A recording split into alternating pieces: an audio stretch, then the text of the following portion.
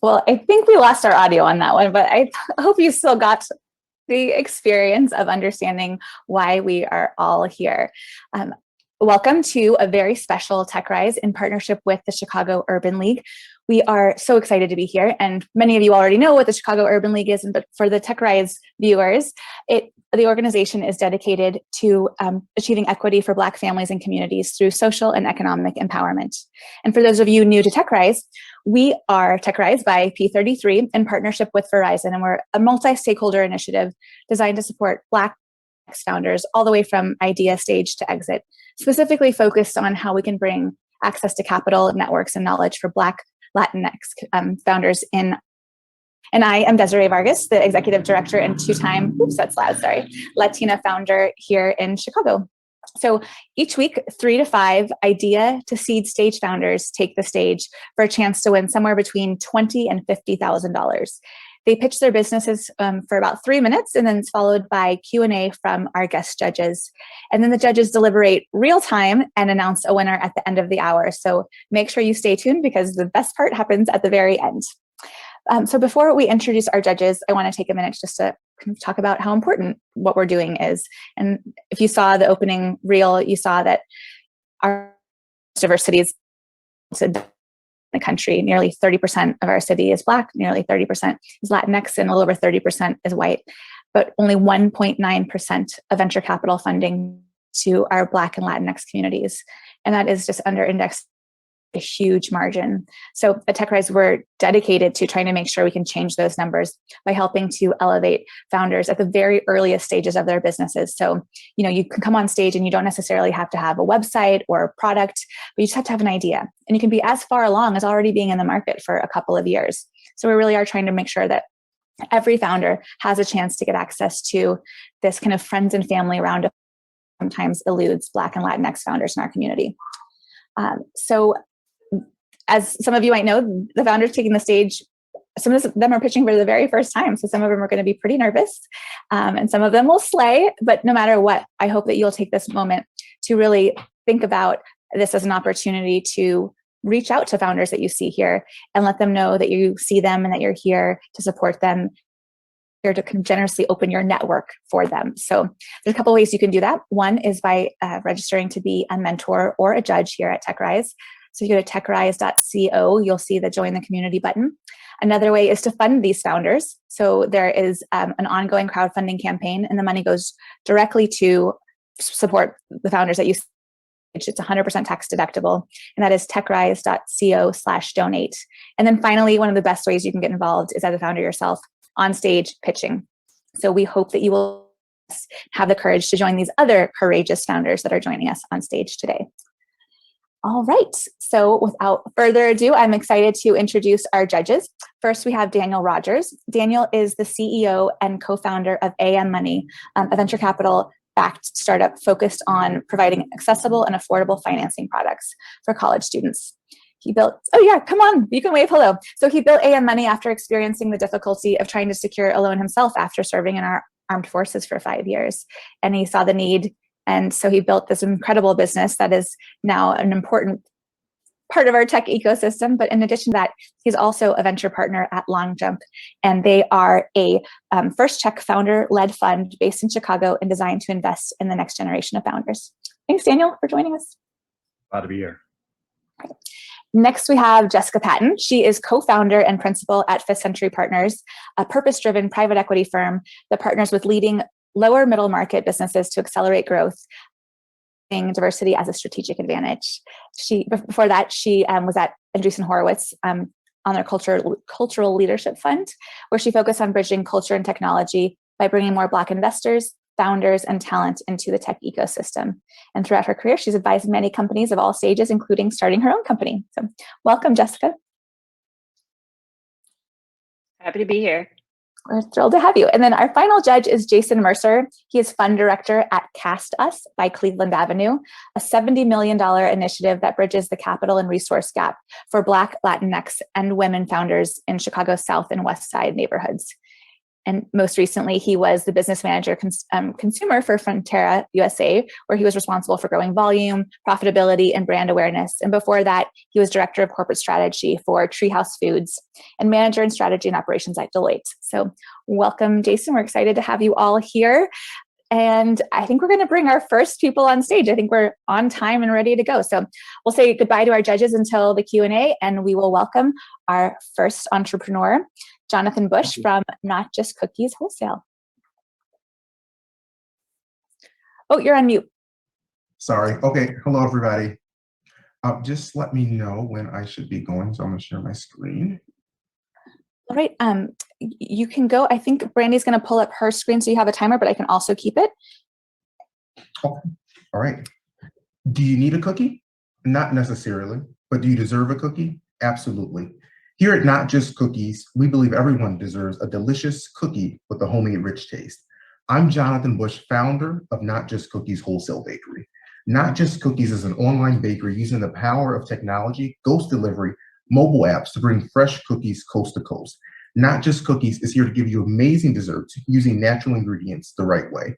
We use wholesome ingredients in everything we bake, developing recipes for all dessert lovers, whether you appreciate a good old-fashioned traditional cookie or an allergen-free dessert. We make sure everyone can truly enjoy a cookie no matter what your diet is. How it works, direct to consumer shipping. So we have fast, quick, safe shipping coast to coast. An individual can place an online order and cookies are shipped directly to their door or shipped to friends or family. My favorite is the 24-hour ghost delivery. Customers can place an order 24 hours a day or night through mobile apps like Grubhub, Uber Eats, and receive their fresh cookies within the hour. And finally, wholesale, corporate gifts for companies that want to send gifts to their clients and if they want to send gifts to their employees. So the market size is continuing to grow. The vegan dessert market is valued at almost $3 billion. The keto cookie market doubled from 2018 to 2019. Few US bakeries are catering to allergen-free desserts like the sugar-free desserts, and only 25% of bakeries are offering gluten-free. What's really unique is we're just addressing the three major allergens: vegan, gluten-free, keto, and of course, traditional cookie lovers are still welcome and who can enjoy all the gluten and dairy in the world. We're a one-stop online bakery shop. I just wanted to shout out our gluten-free and vegan chocolate chip cookie. This kills three birds with one stone. It's gluten-free, it's dairy-free, and it's vegan. And most important, you can't taste the difference. This is continuing to sell out on our ghost delivery platforms. Our marketing strategy, we're doing a lot of social media marketing, we're doing email marketing, and we can even market through the mobile apps, Grubhub and DoorDash, to reach new customers as well. So we are receiving a lot of traction. Our customer acquisition cost started at $17 in December. Right now, we have improved that using our Facebook and Instagram ads, and we've brought that down to $5 to $9. Our ghost delivery revenue continues to double each month. Our email marketing has proven very effective, which is why we now have customers like Northwestern University and Maximus Real Estate Partners, which is a huge real estate company in the Bay Area. And we have our minority certification in process. We also are on track to sell about 250,000 cookies, $250,000 in cookies online this year. So why us? I'm not someone who just started baking yesterday. This is a passion of mine. I started baking at age 10 and selling cookies and pies in my mom's kitchen. I started my first business 15 years ago when I was 13 years old. My team is 50% women and 75% Black and brown. So when we become the largest online cookie company in the nation, our impact will be profound. I truly have a vision, a delicious cookie for everyone, whether you appreciate traditional cookies or whether you appreciate an allergen-free cookie. Another thing is I really want to encourage and foster entrepreneurship by telling my success story to young entrepreneurs, because I started at a young age as well. And another important thing is to provide jobs, but not just jobs in my community, high-paying jobs. And I want to be able to give back. We also currently partner with Grace Place Church in the South Loop, and we donate our cookies to their homeless ministry. So they pass out our cookies every single Saturday. And finally, legacy wealth. I don't want to just build wealth for me, but I want to add generational wealth to my family. So who's ready to start rolling in the dough? The cookie dough, of course. Great, you can go ahead and stop sharing your screen and the judges will come on.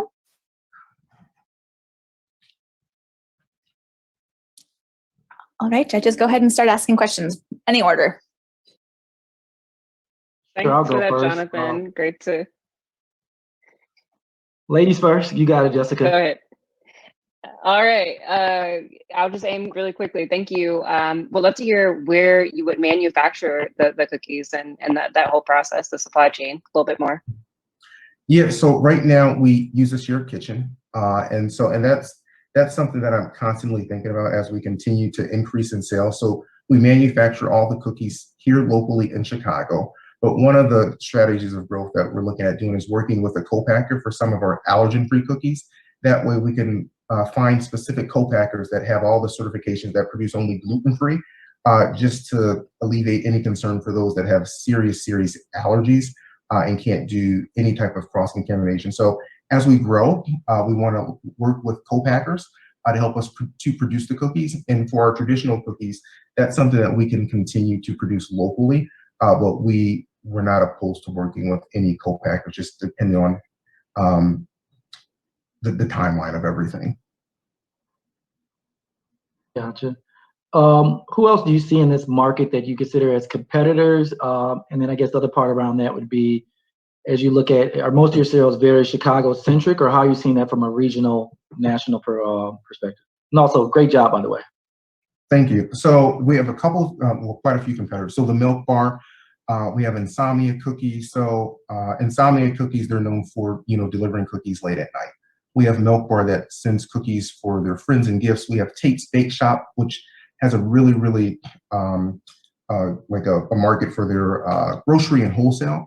But one of the things that we really do is we kind of do all three. So Insomnia can deliver cookies at 2 a.m. in the morning. So can we. Tate's Bake Shop, they have a gluten-free cookie. So does Milk Bar. But what we address is we address the 3 major allergens all together, and we still provide cookies for traditional cookie lovers. And more importantly, with the ghost kitchens, we can deliver cookies 24 hours out of the day, as well as ship the additional cookies too. And what was the other part of your question? Was wondering if your sales were like highly concentrated in Chicago, or you mentioned being able to ship across the country. Right. So our social media ads, we do target in the Chicagoland area, just because we're just growing and they're super effective. So as we grow and as we scale to different cities, one of the things that we want to do is, so we work with a ghost kitchen here locally. So they have 7 different locations in Chicago and almost about 100 different ghost kitchens throughout the nation. So we're just going to continue to pick cities regionally that we can like work in, so we can open up a ghost kitchen, which is not a lot of upfront cost to do that. And we will as we grow, we will target our ads into just the different areas that we are doing. So and I also want to highlight that I just launched in December of 2020. And so I just, I think we are doing incredible with the social media ads. I love the fact for the social media ads, we can target wherever we want to go. So we're targeting the Chicagoland area, and we are delivering the cookies to the Chicagoland area. For email marketing. Daniel's question. That's okay. Let's get Daniel's question in before we get. Okay. Yeah. So I think you kind of talked about it, like a customer acquisition cost of between $5 to $9 kind of per customer. Like, I'm curious if you can kind of talk about your prices and then ultimately like the other operational costs involved in the business. Right. So for our online sales, the average online order is about $40, and it costs us about $5 per dozen. Right now, our margins are between 33 to 40%, which is almost about triple of what some of the retail bakeries are doing. So our margins are really good. As we continue to lower our customer acquisition costs, obviously our margins will go higher. And then another thing that we are working on doing is so I gotta cut you off. I'm so sorry. We're out of time, but you did a wonderful job, and I'm sure the judges will want to follow up with more questions for you at another time. So thank you. Great job, Jonathan. And I am now going to introduce Ariel Danae Rains from Glam Depot by Hustle Mommies. So everyone can go video off, and we will have Ariel come on.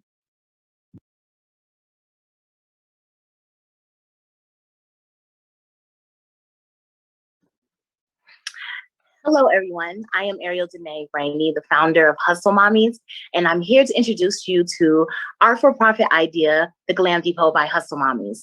Now, when you looked at me when I first came on the screen, I had my hair done, had my lips done, and guess what? My lashes done. All this was done by Hustle Mommies. Hustle Mommies is a nonprofit that I started, and we're a community of moms that's on the hustle to change our homes and our communities. We have a Facebook community where 58,000 moms are a part of our mom marketplace, and 75% of those moms are in the Chicagoland area and are hustling within the beauty industry. If you look here in our Facebook group, you see moms.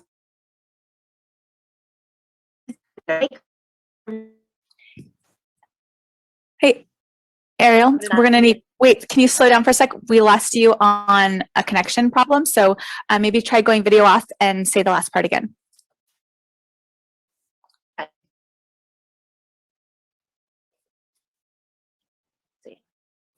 you hear me? Are you, okay, we can't hear you, so I'm thinking, Okay. are you on? Can you hear me? No, it's getting a really bad signal. Maybe you could log off and log on, and we'll actually go to Lumina and then come back to you. Okay. Well, actually, yours seem good now. Do you want to start back at the last slide? Okay. Can you hear me now? Yep, we're good. Okay. So perfect. Okay. So Hustle Mommies is an organization that I started here in Chicago to impact moms on the south and west side of Chicago. We have a Facebook group where our community of 58,000 moms are a part of our mom marketplace, where they're hustling, buying beauty products from each other, talking about motherhood. And 75% of those moms are in the Chicagoland area. Our group led us to understand that our moms are heavily invested in the beauty industry. And this led to us wanting to explore more. So our moms, we have selling lashes, hairdos, makeup artistry. And as you can see here, our engagement numbers are proof in the pudding that our moms are looking for the best beauty services so they can look good and feel good while they're on the hustle. The Glam Depot was something that we came up with as a team to be our for-profit, where it is a beauty supply and glam studio for the woman who needs a red carpet treatment. Not only will we be providing moms with a place to actually come to have a place where they can feel good and unwind, especially with moms that's living in communities plagued by gun violence and all those things. But we're also going to provide moms with an opportunity to get their certifications and learn how to the Glam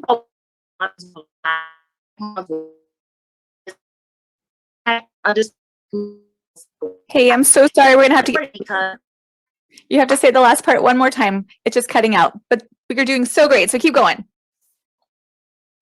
so we're going to impact moms on the south and west side of Chicago that are Black moms. And this is important because Black women spend on average per year $7.5 billion in the business industry, and Black businesses generate $1.3 trillion per year. So why not bring that to our neighborhoods so we can have our moms make money and impact their neighborhoods? The Glam Depot has 3 different growth phases, 6 different growth phases. Right now, we already accomplished phase 1, which is the Hustle Mommies lead generation via our Facebook groups and events.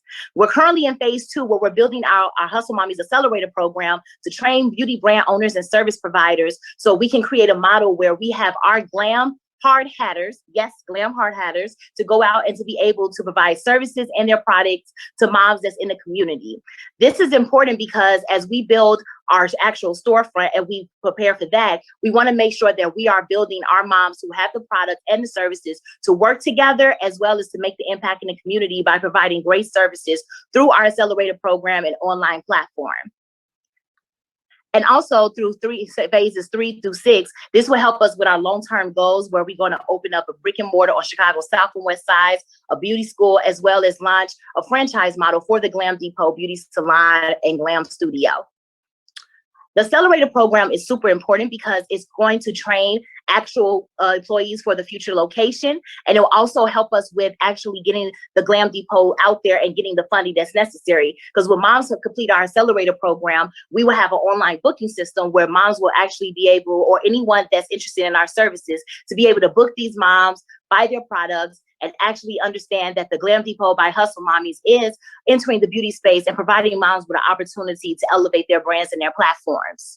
And the cool thing about this, we already have established a beauty council advisory board that are individuals that's in the beauty space from products as well as service providers who are interested in mentoring and assisting with this program. And we're also going to be advised by the founder of Black Tech Week, who's going to assist us on making sure that this accelerator program is super successful as we are building it at this time. The breakdown of a 50K investment, develop the Glam Depot Accelerator website and program, create and training in-person trainings and workshops, assemble toolkits for our Glam hard hatters in the program, stipends, staff payments, and marketing and press. And investing in the Glam Depot is investing in our communities because hustle mommies are living in communities plagued by gun violence. And this is a chance to elevate their businesses and careers. And the Glam Depot is a part of the solution. We want to help moms get into the community. We want to help them get jobs. And we want to also help our community understand there's a place here for them to grow. Thank you. So good. I'm sorry, I have to cut you off so we can get some questions in. I'm sorry to interrupt, but judges, if you could come on and hop on with some questions, that would be great. So sorry, my connection. I don't know what happened. It happened. No problem. No problem. It certainly happens. It's the joys of having everything online. So I guess it'd be good to kind of hear a bit more about like what the programming is and like what exactly you are helping people do. Yeah, so if you're a service provider, so a lot of our moms that are in the group are doing hair out their kitchen, you know, pretty old school. My mom was one of those hairstylists. We want to help them to get their licenses and certifications to be able to work in our Glam studio. Same thing with makeup artists, lash techs, you name it. A lot of our moms are doing it out their homes, and we want them to get certification so they can actually enter the workforce and be able to work. In addition to that, if you have an actual beauty brand, such as Lashes by Jessica Patton or something like that, you'll be able to actually get the training to how to brand your business and how to actually have it to be entered into a marketplace where you can get actually into stores outside of Glam Depot and actually have a model that is successful. So for example, it's a young lady, her name is Miss Mink Lashes. She has 300K followers on Instagram. She makes on average she's makes $650,000 per year on her lashes. We want to help our moms be like Miss Mink Lashes. Gotcha. No, I think this is great, and thank you. And just building a community at large, 58,000, that's impressive. So congrats on that. As you're thinking about working with the mothers, how do you see it as, I guess, the corporate entity, like, I guess, generating revenue? So you guys accelerate and you work with, you know, some moms to create the next Mink Lashes. How do you profit from that? I think that's great for that person who did that brand, but how does do you profit off of that, or is it more you plan them to sell in that store? Just trying to understand like the revenue model from the corporate perspective. Absolutely. So the revenue model is that as we are preparing these moms, while we're preparing to open up the brick and mortar, we're going to have an online booking platform. So you'll be able to book and order these products on that online model. And that will actually help us as we continue to plan to open up our business on the west side of Chicago in the Garfield Park neighborhood, because I'm passionate about that area.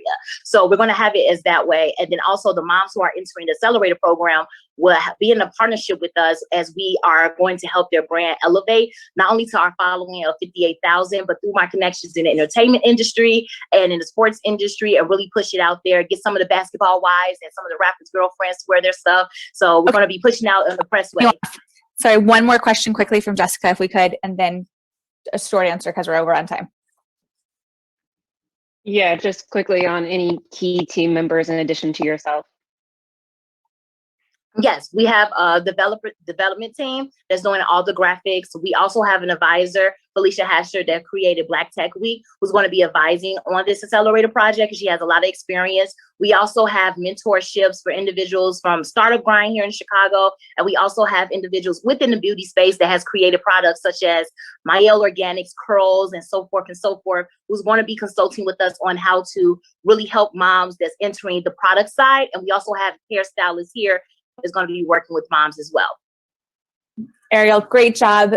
I know you had technical difficulties, but you just like went through it and you recovered so beautifully. So good job, and thanks for having the courage to be up here and sharing your beautiful vision. And now we are going to invite David Jones from Lumina Energy up onto the stage. Hi, good afternoon, everyone. Hey. So as Desiree has just said, my name is David Jones, and I'm the CEO and founder of Lumina Energy. We are a clean tech enabler, and we're going to walk you through our energy management platform. So when I was a pilot in 2015, I was traveling through Thailand and I met a child and his parents who were doing homework in front of a 7-Eleven. I went up and asked them why this was happening, and they sadly stated that they did not have ample power in order to make that happen at home. Typically, in their neighborhoods, they have around 4 to 5 hours of power. On a global scale, this is very representative of what that looks like. So there's about 6.5 billion people, or 85% of humanity, that live without reliable energy, which is a main contributor to most of the systemic problems that plague society today. So, but I think we have a solution. I'd like to introduce you to Parsec. This is our proprietary energy management system. And this is a virtual power plant that is capable of powering billions of homes and moving the entire world away from fossil fuels. So the way it works, an individual would install a renewable energy source on their property. That could be solar, it could be wind, it could be geothermal, what have you. And then our battery storage would basically allow them to retain all of that energy. Then Parsec will actually enable the distributed management of that system. Then we translate that into an energy blockchain, which enables the consumer to sell that unused energy back to the grid, thus making them money in the process, as well as making their entire grid system more robust. So our total addressable market is actually 7 continents, but we've scaled it down and are focusing solely on the Caribbean right now. We actually do own a 1 megawatt solar farm in the Dominican Republic, which is powering about 2% of their overall energy concerns. And there's $41 trillion that global governments have invested into making smart cities over the next 20 years. So for our traction, we have actually made $3.15 million in total revenue that is payable over a 4-year period with the help of our consumers, with the help of ComEd. And we actually do have a realized customer acquisition cost of $0 because we are business to government, which means we do not go through marketing mediums. So as you can see from our competitive landscape, what stands Lumina out above our competition is not our proprietary technology, but it is our maintenance, repair, and operation program. We actually train people, we deploy techs to manage smart grids, and we actually do have a school called Lumina Energy Academy, which is the largest renewable energy trade school in the Midwest that is Black owned. We have a wireless mesh network as well that creates a 5G high bandwidth data, and it provides all of our users within an entire city, perhaps, with free Wi-Fi. So in terms of our milestones and projections, we actually launched at the Google headquarters in 2019, incorporated only in September of 2020. And we actually created Lumina Energy Academy. As I said, we installed our first 7 kilowatt virtual power plant system. We partnered with United Airlines. We partnered with IBM, LinkedIn. We are currently in Willis Tower. We've installed our first wireless mesh network. And now we are working on creating our first virtual power plant installation in Dallas, Texas, that will serve as a proof of concept. By 2025, we are looking at a $3 billion valuation, and we will manage around 2 gigawatts, which is 700,000 homes. This is going to change a lot of lives.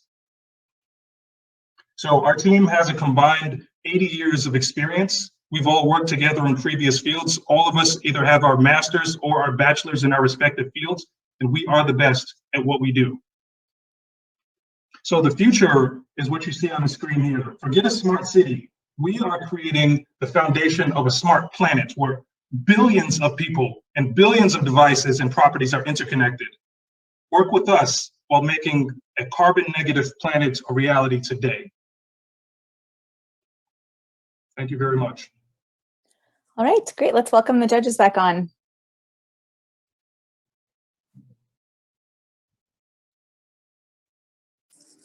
And you can stop sharing your screen.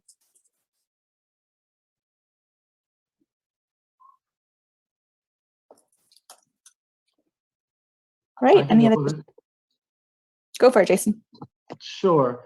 One, great presentation, very impressive. Trying to see if I'm smart enough to understand it. I think I got a little bit of it, but can you talk about some of the competition that you have in this space? In my mind, we're going something, in terms of infrastructure, energy. I gotta, be thinking about, the major players making it difficult for you. So, like, how do you think about that and that moat that current non-renewable energy sources have? So we've actually gone with the path of least resistance, and thank you for that question. So we don't consider agencies like ComEd or other energy manufacturers that predominantly use fossil fuels as our competitor.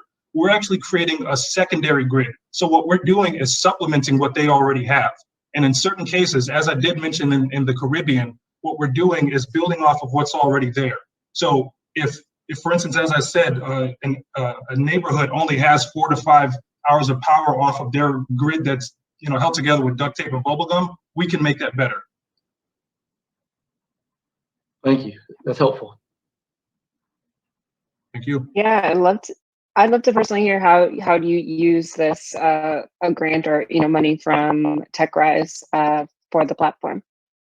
Absolutely. So if we were to receive $50,000, this would help in creating the virtual power plant, as I was saying before, which will serve as a proof of concept and give us the opportunity to work with the likes of FEMA to say, we have something that works, we have something out in the wild that people are using, and then this will help us in our disaster recovery methodologies as well. Because once we do partner with FEMA, this will allow us to go into hurricane or natural disaster areas and be able to create an entire infrastructure in a matter of weeks as opposed to years. Got it. And quick This is- follow-up, how does this look on the consumer level?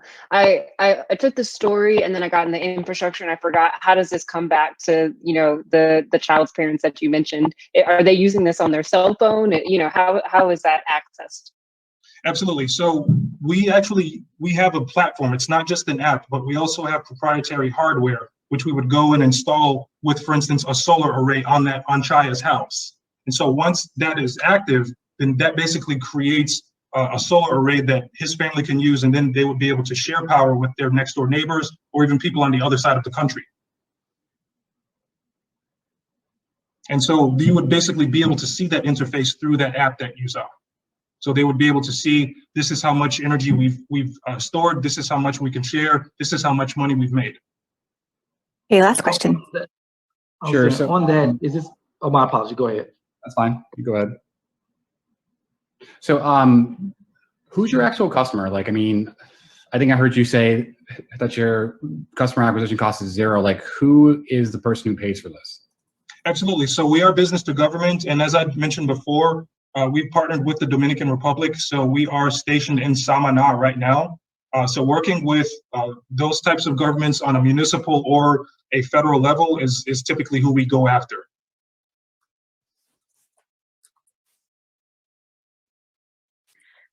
Okay, great job, David. Thank you so much.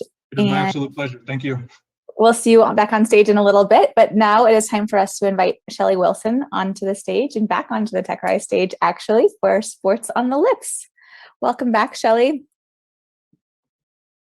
Thank you.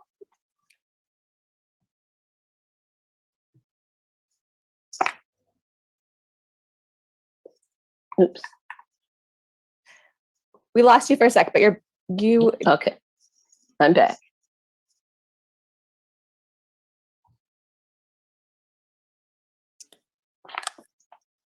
Okay. Can you hear me? we can, but we lost your video. Not sure if you can bring that back up. Can you see it? We just can't see your face. Oh.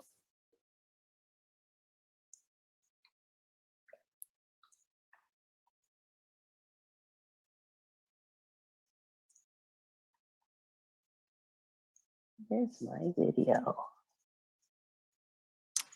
Looks like, oh, you were just good.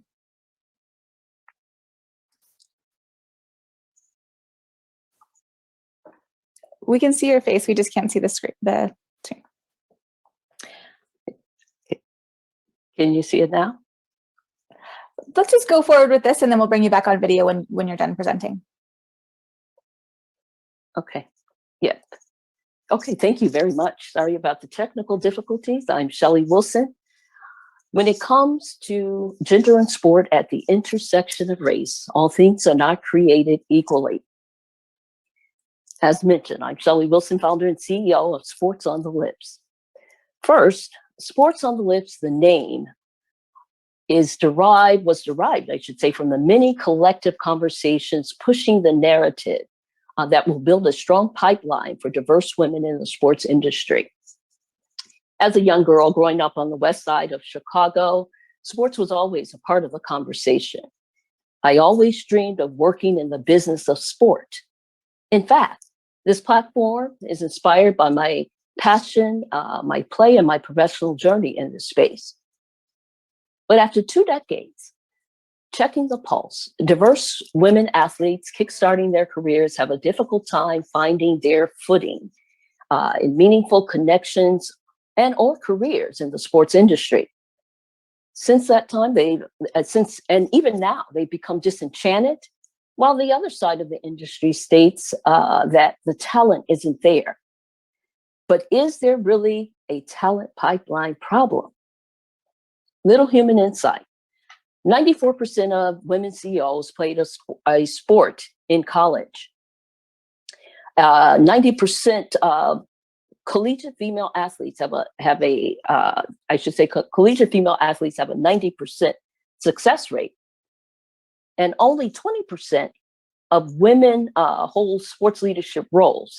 And for women of color, it's less than 3%. But why stop there? Low representation affects our next generation and the future of work. And we aim to change this. Our concept is simple: coaching MVPs into CEOs. We're developing tech to support these collegiate women athletes through mentoring and skill-based curriculum. Here's how it will work. The app will allow users to create a profile and instantly become connected to a community. And that's on one side. And at the other end, it would also serve as a talent feeder system to organizations seeking diverse talent in their pipeline. Think Bumblebiz of sport. Our game plan focuses in the short realm, in the short time, in the short game, on the people within our market. And at the top of that target market are underserved female collegiate athletes between the ages of 19 and 26 years old. We thought it was strategic to figure those numbers out, as it will help us figure out our lifetime value and other customer strategies. As for the market size, the sports industry, according to the data, is on track of becoming a $90 billion industry. Our competitors are big players in this industry. And yes, we're swimming with the sharks, but we figured out a way to eke out a piece of the $90 billion pie. Our revenue model consists of a 3-tier subscription model, also known as our Partner Resource Access. In this model, companies or organizations would sign up to sponsor and subsidize the cost of the athlete's platform usage, and in return, unlock certain pipeline access. Now, in order to win, our strategy focuses around 3 areas: organic growth, network effect in our circles. Sponsorship becomes key to our collaboration with partners and organizations, specifically universities, and through our skill-based virtual workshops. We recently launched 2 months ago in the Chicago metropolitan area, and we bring with us a built-in strategic partnership. So I know you're wondering if we can execute, or how can we execute? Meet our dedicated team. Dr. Monica LeBron brings her championship spirits and also 20 plus years of leadership and management in fundraising at the collegiate level. Tamika Smith-Jones, she actually spent a wealth of knowledge and expertise, as she has over 15 years in the college level, at the executive level, and also as a player. Kendall Tyson is our numbers person. She's all about the analytics and also is the voice for women in the sports industry. As Okay, for me, off to bring us onto the Q&A. So I'm sorry about this, but we are at the 5-minute mark. So we need to get the judges back on here to ask questions. So you can stop sharing your screen and the judges can come on and ask a couple questions. okay. And judges, if you can keep your questions short, so you can have a couple more minutes because we are a little over on time. Sorry about that. Sure. Can you tell me about your initial traction? You said you launched 2 months ago. Tell me about any initial indications of success. We strategically figured out Chicago, being my hometown, being a sports city, being a city in the urban areas, especially on the west and south side of Chicago, where sports connect. We launched right in with 10 mentors from the collegiate area, as well as 10 mentors that we brought on from high industry sports verticals. From there, we had our partnerships with other companies. First one being the WNBA, Chicago Sky. We also have government as a partner. And then we also have a wonderful Visa Bridge for Billions mentorship program, which is strategically watching us grow.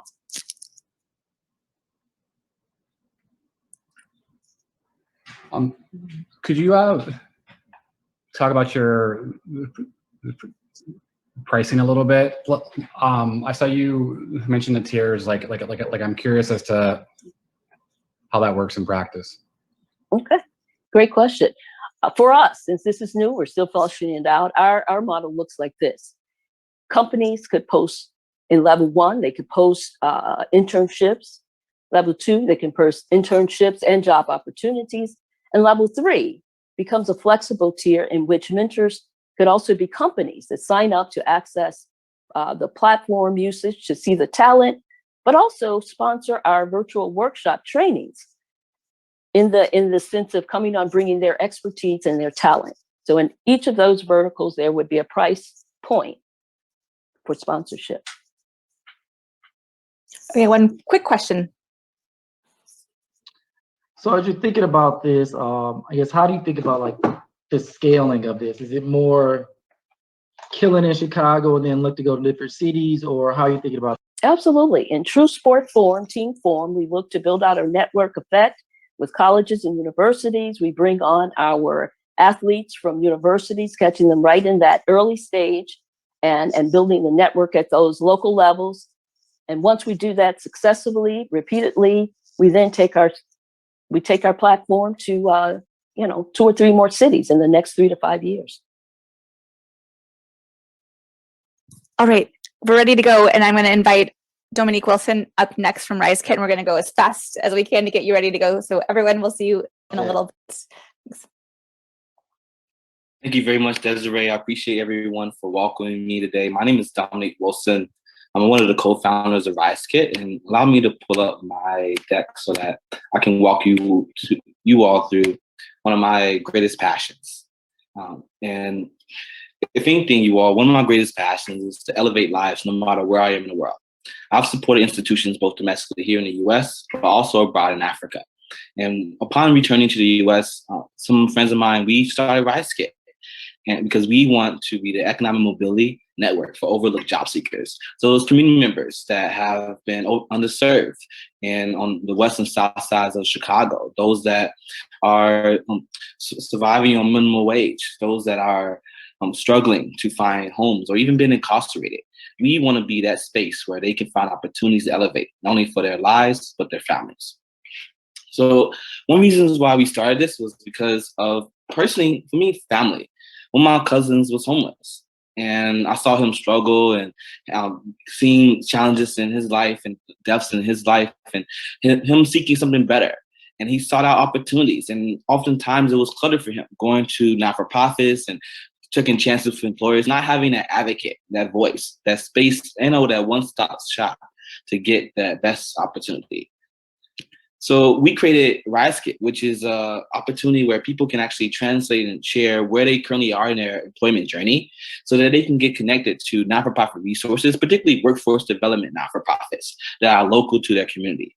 Ultimately connecting to not only those job opportunities, but also those supportive services that are complementing them.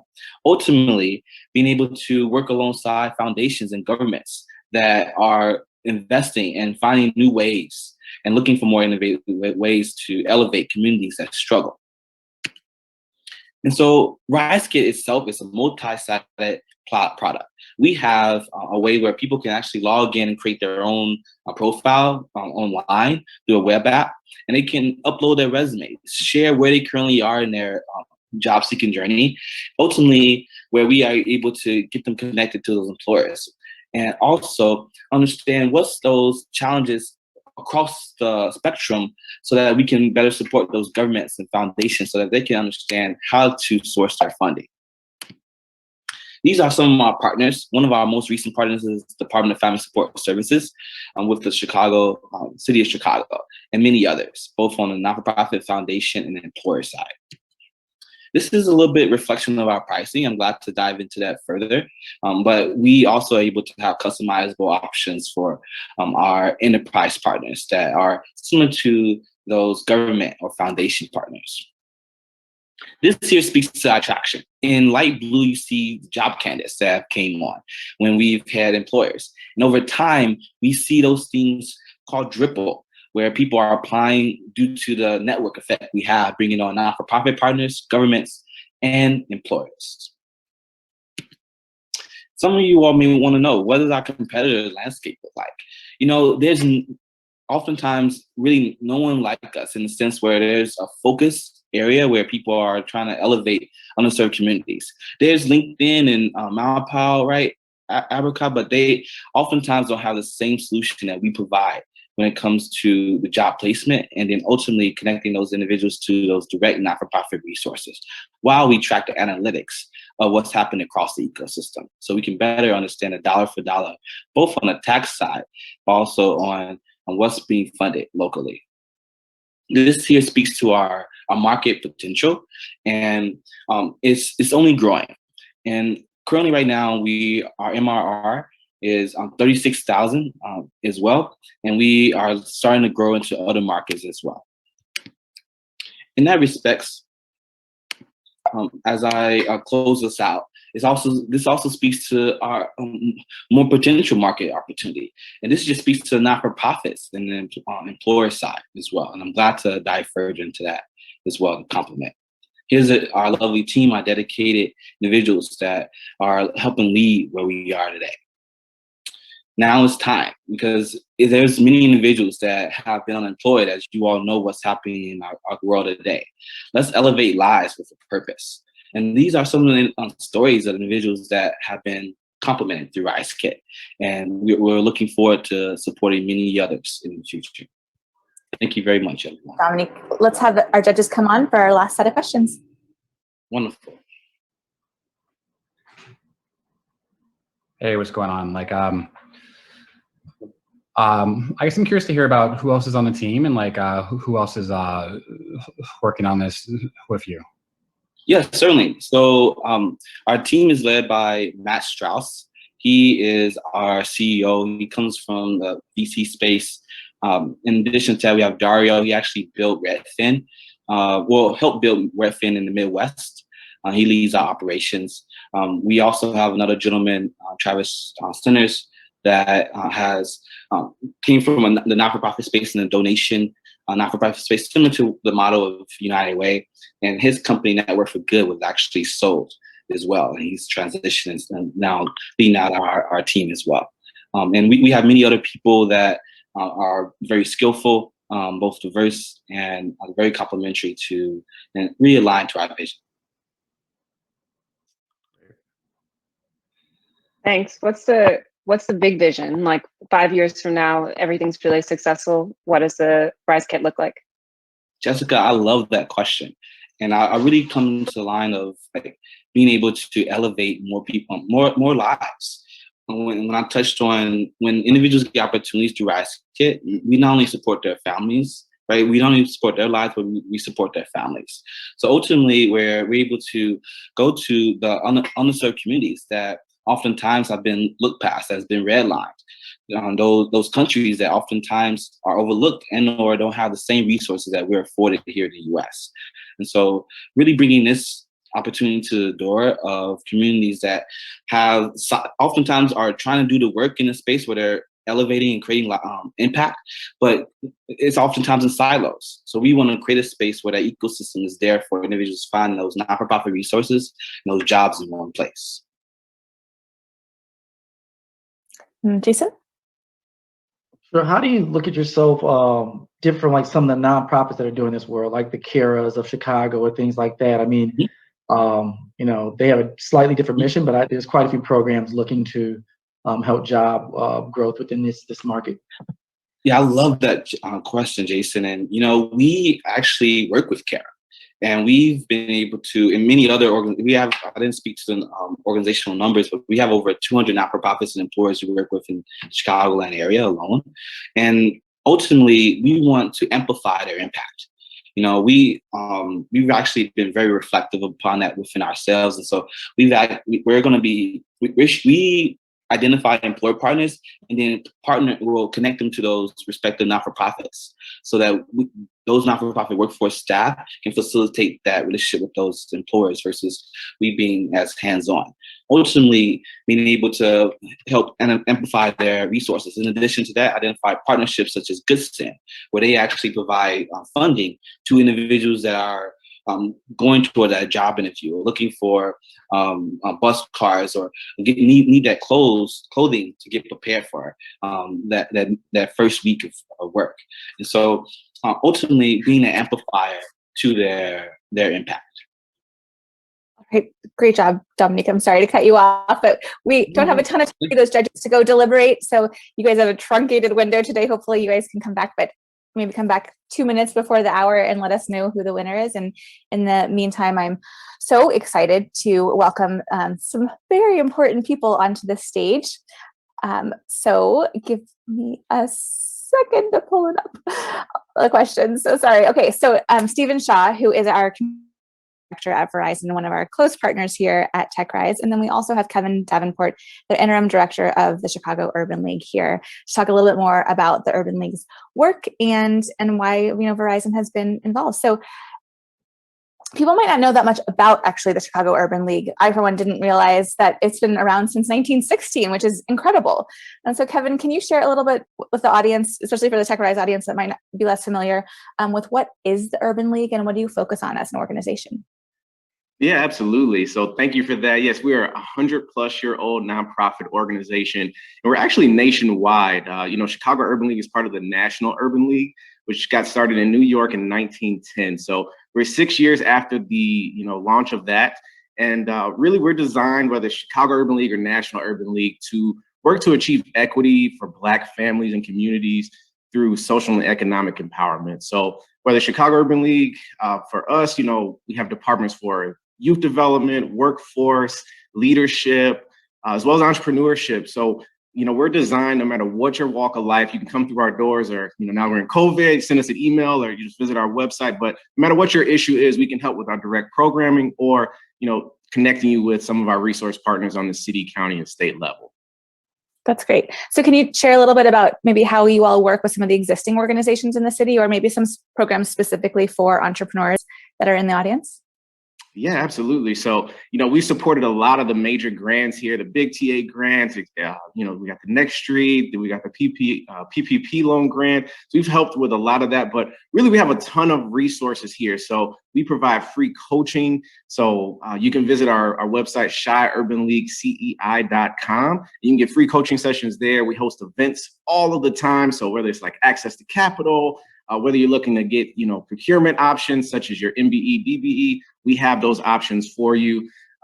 So yeah, no matter what your issue is with that, we can help. And another thing I do want to point out, just our network, right? So we get a lot of times it's like, I want to work with a Black developer and a Black accountant. We're the resource for that. So if you're looking to work with, the Black community, we are the resource for you. We'll be happy to make those connections.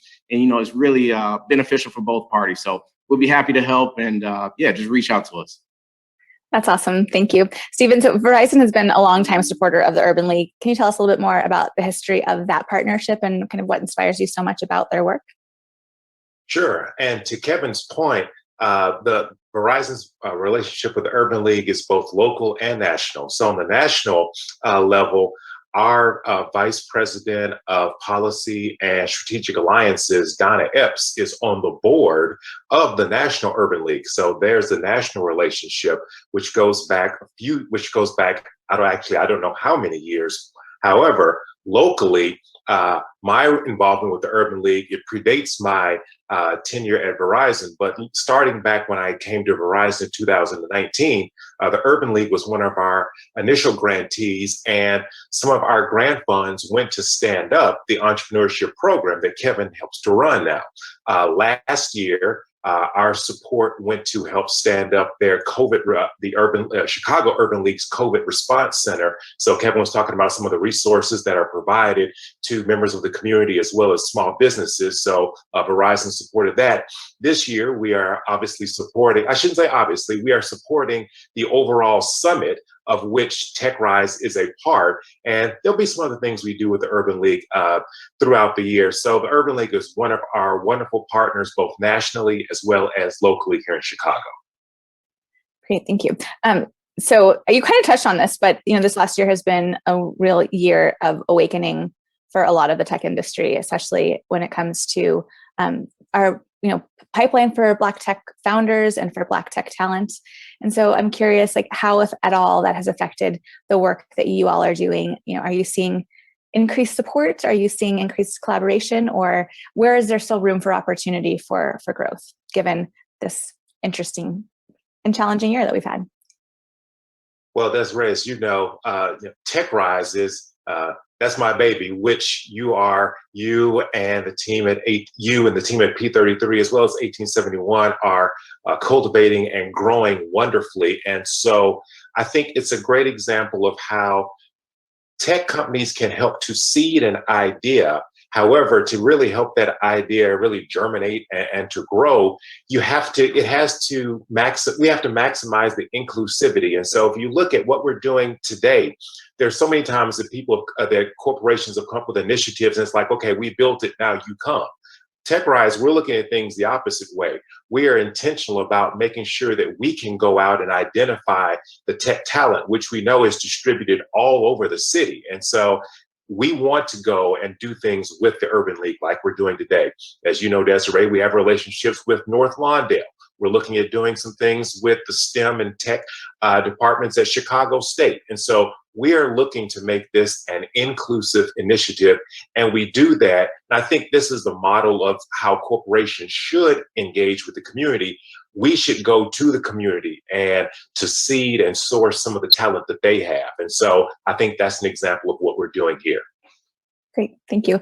All right, it sounds like the judges have an answer for us, but real quickly, Kevin, do you want to share the best way for people to get more involved in the Urban League, whether it's as a volunteer, a mentor, or as a founder?